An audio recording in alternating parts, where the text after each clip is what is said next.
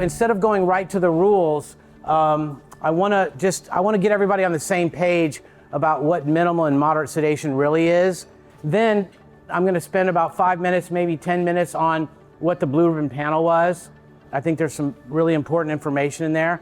Then I'll start talking about the update of the Texas State Board rules and regulations. The last part, we're going to go over the inspection process for the level 2s, 3s, and 4s, and we're going to do a couple mock inspections.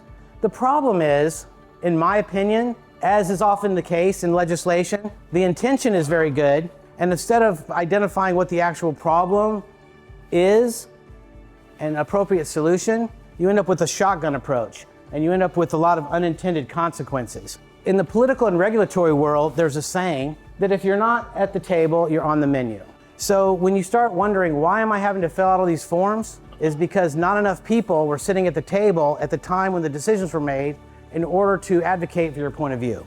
I've probably sedated about 25,000 people, worked in about 400 general dentist offices over the last 25 years. One thing I want you to think about while we're going through this is, why do we need all these new rules? What problems are we trying to solve? Both of these rules, both of these sets of rules are intended to help decrease death.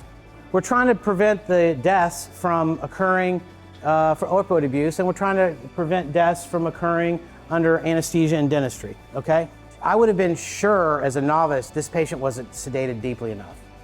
And then if I had promised them that they weren't going to remember anything, I would have been concerned that I would need to sedate them more in order to meet their expectations, okay?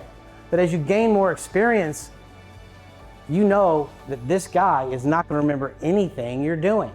I mean, think about what it takes to overdose on hydrocodone. Think what it takes to overdose on Valium. It's not a thin little line. You have to be grossly not following the rules of the road, okay? And look at how many patients are fearful of going to the dentist. We've got some amazing technology to be able to help people get through dental work.